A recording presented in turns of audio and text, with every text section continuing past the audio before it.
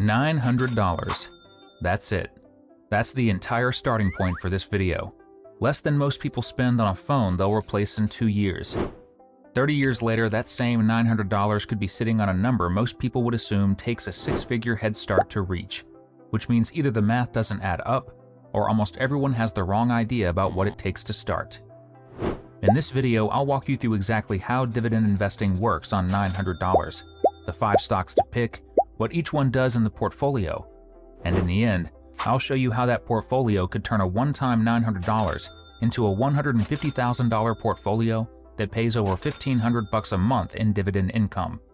Then I'll show you how just adding $1 a day to the same portfolio could push it past $540,000, paying over $5,000 a month. But before any of those numbers work, somebody has to actually start. Right now, Josh has a $900 work bonus sitting in his account. And he's been telling himself the same thing for 2 weeks now. He'll figure out what to do with it soon. Maybe invest some of it. Maybe. But every day it stays right where it is. Here's what's actually going on. He isn't worried about losing the $900. He's worried about being wrong. That's the real thing keeping his money still. Not fear of the market, not lack of information. He can Google all of that. What's holding him back is the worry that he'll pick the wrong stocks, that he'll start investing, watch his account drop, and feel stupid. That he doesn't know enough yet to do this right. Here's what he doesn't realize. The cost of waiting until he feels ready is higher than the cost of starting before he is. Every investor who built real wealth started before they felt fully ready. The confidence comes from doing it, not from reading about it. The savings account isn't keeping his money safe, it's keeping him comfortable. Josh isn't going to be smarter about this in a year. He's just going to be a year older. So he stops, opens the brokerage account before he can talk himself out of it again. So the bonus is in his account, and the first real question hits him, the one that stops almost everyone before they start. Is $900 even enough to do anything that matters? It is, and the reason comes down to how brokerages actually work now. You don't have to buy a whole share anymore. If a stock costs $500, you can put in $50 and own a tenth of it. Your dividends and your returns scale to what you own, not to how many full shares you can afford. So, I can't afford the big names stopped being true a while ago. Then there's the part that matters even more. Time. $900 starting at 25 and compounding for 30 years does something $10,000 starting at 55 can't touch. The market rewards the years, not the size of the first check. Third, think about what $900 actually represents.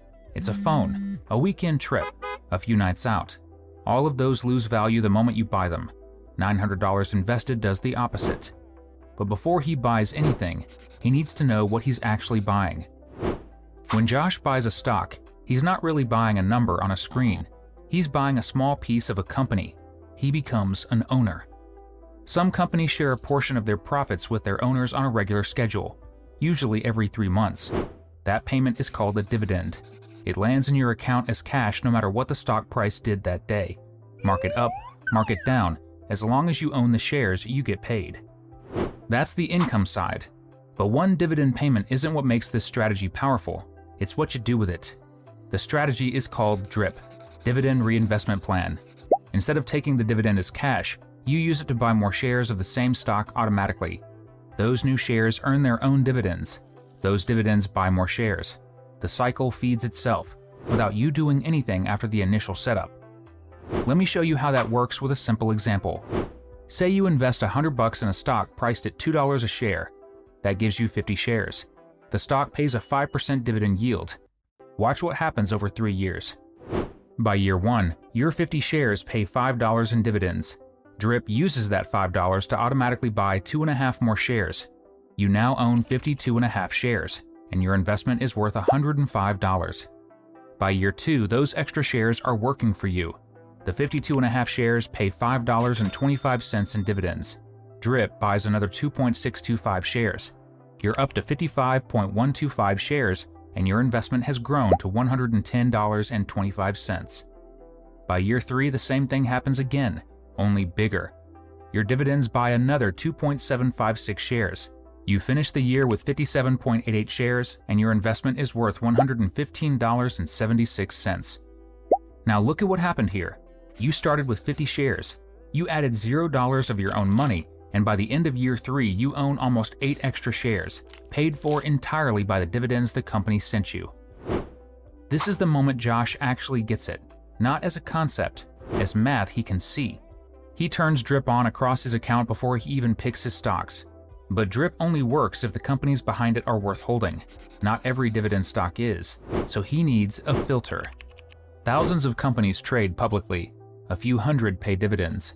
A much smaller group has what it takes to hold for 30 years.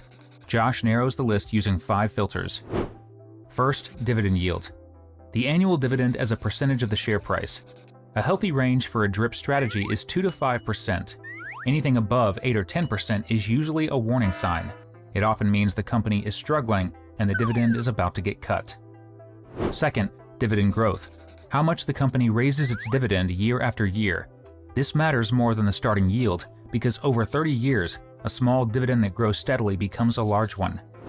Third, share price appreciation. How much the stock itself climbs in value because the underlying investment needs to grow alongside the income. Then comes the harder filters. Fourth, business durability. Will this company still be relevant in 20 years? The strongest dividend payers operate in things that don't go out of style: agriculture, consumer essentials, utilities, real estate, media, things people need regardless of what the economy is doing. Fifth, recession resilience. Did the company keep paying through 2008, 2020, and 2022? An unbroken payout record through hard markets is one of the strongest trust signals an investor can find. Josh runs the filter. He's not looking for the most exciting stocks. He's looking for 5 companies that will still be sending money into his account no matter what the market is doing. So here are the 5 he picked, and the instinct he had to break to keep each one. The first piece is SCHD, the Schwab US Dividend Equity ETF. And here's why it's first. SCHD isn't one company, it's an ETF, a single basket holding more than 100 of the strongest dividend payers in the US, bundled under one ticker. So when Josh buys SCHD, he's not making one bet. He's buying a piece of 100 companies at once. The metrics carry their weight evenly. SCHD's dividend yield is 3.33%. It's grown that dividend about 10.43% a year over the last decade, and the share price has climbed 9.26% annually. No single number carrying the load, which is exactly what you want from a foundation, balanced across all 3. The next pick looks almost boring on paper. That's NextEra Energy with a ticker symbol NEE. NextEra is one of the largest electric utility companies in the United States. They generate and distribute power across multiple states, and they're also the world's largest producer of wind and solar energy. It comes with a dividend yield of 2.8%, dividend growth of around 11.32%, and price appreciation of 11.34% a year. Utilities are what every other sector depends on. Tech companies need power. Retailers need power. Hospitals need power. Demand doesn't disappear in a recession because nobody stops using electricity when the economy slows down. NextEra is the stabilizer, the position that holds steady while the more aggressive stocks do their work. The next stock is what most people have never heard of, Interparfums. The ticker is IPAR. They license and produce fragrances for some of the biggest names in fashion: Lacoste, Montblanc, Coach, Karl Lagerfeld. You've probably worn one of their products without knowing the company existed. And for a company nobody talks about, the dividend metrics are stronger than most stocks in your portfolio would ever be. The yield runs at 3.66%.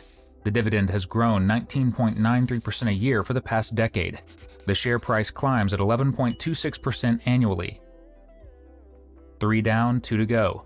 And in the end, I'll combine them into a portfolio and show you how that portfolio turns $900 into a $150,000 portfolio that pays over $1,500 a month in dividend income, and how adding just $1 a day to the same portfolio could push it past $540,000, paying over $5,000 a month. But first, let's look at the last 2 stocks that make this whole thing possible. First of which is CubeSmart, ticker symbol CUBE, and on paper, it looks like the weakest position in the portfolio. CubeSmart is a REIT, a real estate investment trust. Specifically, they own and operate self-storage facilities, over 1,500 of them across the United States. When someone moves, downsizes, or has an estate to clear out, they rent a storage unit. CubeSmart owns the building. Here's the part that matters. REITs are legally required to pay out at least 90% of their taxable income as dividends, and it's why Cube yields 5.45%, by far the highest in this portfolio with a dividend growth of 10.99%. But the share price doesn't climb much, only 2.33% a year on average, which is why beginners look at Cube and want to cut it. That instinct is wrong. Cube isn't trying to grow Josh's wealth, it's paying him while the other stocks grow. That income is what gives the rest of the portfolio room to compound. Josh never has to sell a thing to raise cash. The checks come from Cube. The last position is AGM, Federal Agricultural Mortgage Corporation. Most people know it by its nickname Farmer Mac. It's a financial company that provides loans and financing to American farmers, ranchers, and rural communities. Think of it as the agricultural version of Fannie Mae, except instead of home mortgages, it handles farm mortgages. Here's why Farmer Mac matters. American agriculture is the backbone of the food supply. Farmers need financing every single season to buy land, equipment, seed, and livestock. AGM provides that financing. That demand doesn't disappear in a recession because people don't stop eating when the economy slows down. And the numbers are where AGM separates itself.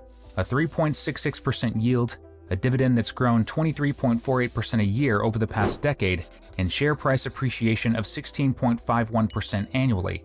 That growth rate is among the steepest you'll find anywhere, and the price has climbed at nearly double SCHD's pace.